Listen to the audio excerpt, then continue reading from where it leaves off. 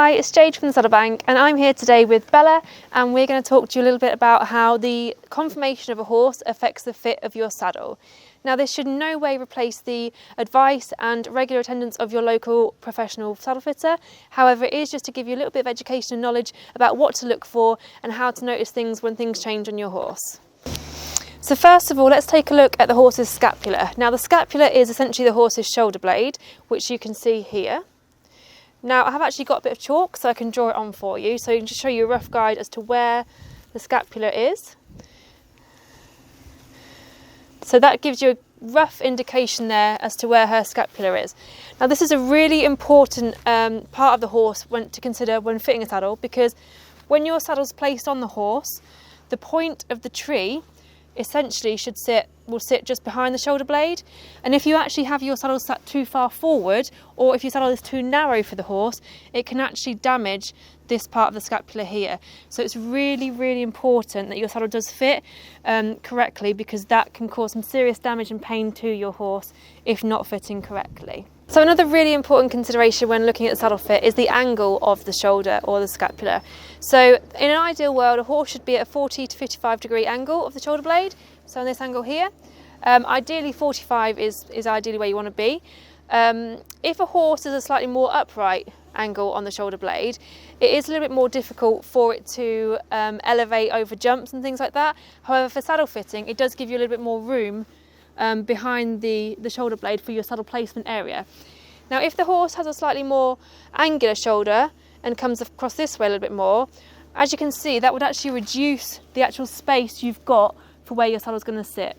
So that 45 degree angle is ideal because it just gives you enough room here, and it is good conformation for the horse. So we've had a look at what the scapula is, why it's important to consider it in saddle fitting, and how the angle of the scapula can actually affect the fit of the saddle. There's one final important note here, and that the top of the scapula is actually made of cartilage. So if your saddle is sat too far forward or too narrow, it can actually chip away and damage that cartilage, and that is irreparable damage. So it's really, really important that we get the fit of the saddle correct for your horse. So the next thing we're going to look at is the wither profile of your horse. So you do need to consider the wither profile, because it will tell you the type of panel that you're going to require on the saddle. So if your horse has got a high wither, you're going to need a thicker panel with a deeper rear gusset. And essentially what we're looking at is we're looking at the height of the wither to the deepest point of the back, because what we're going to need to do is to actually balance that out using a panel. Now, if we had an exceptionally high withered horse and put a very close contact panel on it, there isn't going to be enough to actually lift the saddle up and above the wither to give the clearance that we actually require. Whereas if you put a saddle with a very deep gusset on a very round horse, it's going to just roll from side to side and it's going to slide off. So it's really important that if you've got a low withered, wider type, that you have a real low panel that's going to sit nice and close to the horse. Whereas if you do have a horse with a higher wither, you have a bit more panel to it, and that's just going to give you the sufficient clearance that you actually need. Now, following on from the wither profile, it's really important to also consider the actual back shape of your horse. So now we're looking at the actual shape here, because this can really affect the fit as well. So the different types of back shapes you could have, for example, is a standard profile, which I'd say Bella's quite standard here. She's got a general slight curve in her back, just slight rise to croup, but there's nothing too over the top. A lot of warm bloods are typically quite high withered and then have a very flat back here.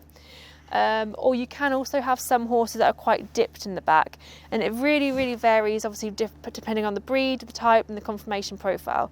Now, Bella is a 19-year-old thoroughbred cross, and for her age she's got really good conformation. She does have a slight wither here, and again a standard profile through the back. So when looking for a saddle for Bella, we're going to need to be looking that make sure that we've got plenty of clearance on the wither, a nice channel all the way down. We've got a standard profile that's going to fit her conformation here and just go with the profile of her body. And we're also going to look to make sure, because she has got quite a generous width over her spine, we're going to make sure that we've got generous clearance either side of the spine as well. So another thing to consider when looking at the back shape and the back profile is the actual angle of the horse's back.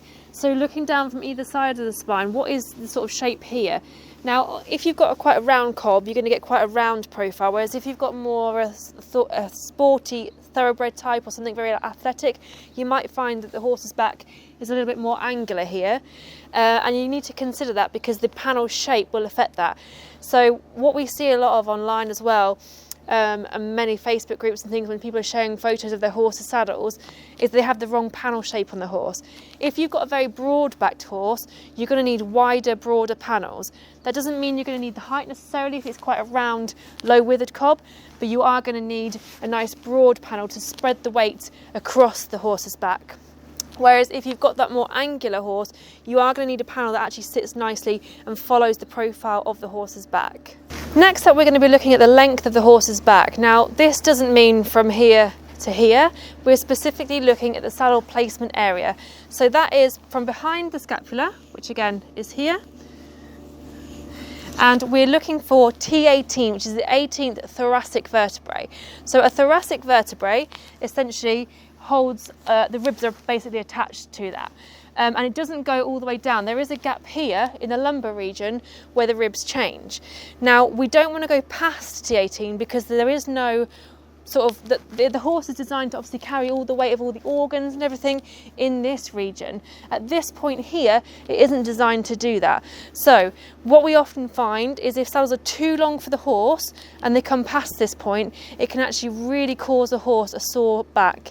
And that's when you find horses start to buck and misbehave because they have got that lumbar pain in their back. Now, to find T18, there are a couple of different ways to do that. The easiest way I like to do it is to run my hand gently down the spine of the horse. And if we also look at where the hairs start to change shape on the horse, so we can see roughly about here, you often feel a little bump and a dip where their T18 is. Now, I feel Bella's just here. And if I follow that curve up and round, that's going to take me to where her T18 is just there. So that's going to show me our saddle placement area. So looking at Bella, we can see now her saddle placement area is here. I'm going to pop her saddle on and just show you where we want that to sit. So as we can see there, that's perfectly in line in her saddle placement area. Now, if she was a slightly smaller horse or pony and she had a slightly bigger rider on her back that needed a bigger seat size, what would happen is if the saddle's too big, and that's coming over her T18, after a while, or it could be instantly, she's going to feel it instantly when you start riding her, but after a while she's going to get continuously sore pain in the lumbar region here, and that is going to give her a really sore back. So it's really important to make sure that we are staying within that area. So it's really important to understand that even if you have got a good sized horse, that the actual back length of the saddle placement area can be quite short, especially on certain breeds. And if you require a saddle that goes beyond that T18 point, you could potentially be causing your horse pain and discomfort. So it's really important when buying a horse to actually consider that factor as well. Does the horse have the length in the back to actually support the saddle of the size that you require as a rider? Because if not, there is going to be a miscompatibility here between horse and rider, and you are going to struggle to get the best out of your horse. So next up, we're going to look at muscle atrophy, which is basically muscle wastage on a horse. And one of the common places you find that would be here. You can obviously get it in different places as well. For example, if a horse had a poor fitting saddle and that's been digging in, it might also have muscle wastage down here as well at the back of the saddle. But most commonly it would be here from where a horse just needs to build up a little bit more muscle. Now, when looking at this, it is going to affect the fit of your saddle because ultimately you're going to have a pocket here where the saddle is going to fall into. So it's really important that with a horse like this, we do have a panel at the front that's got enough gusset on it to enable us to lift that up over the wither and actually keep it off the horse's back. One of the things we need to look at is whether the muscle wastage or atrophy is actually temporary or is this long term. For example, if you've got a really old horse who's maybe in light work, it's unlikely that they're going to build the muscle back up. But if you've got a youngster that's coming back into work and just lost a bit over the winter, for example, that is something that you'll be able to rebuild with time and work. Now, when you're considering your saddle fit, if it is a horse that is going to likely regain that muscle, what you need to be thinking about is, do you have an adjustable saddle for a start? Is your saddle adjustable through the gullet? Because obviously the conformation of the horse is set, that's ultimately its skeletal structure, but the condition can change, so the muscle and the fat on the horse can change. The second point to note is whether or not you're going to need to use a remedial pad temporarily. For example, if your saddle fits everywhere else but you've obviously got this pocket here to fill, you may actually need to use an adjuster pad where you can put the shims into it, or if you have a saddle that's like a Windtaker Bates or Arena, you can actually use the easy change riser that inserts directly into the saddle, and as the horse builds the muscle, the risers can be removed.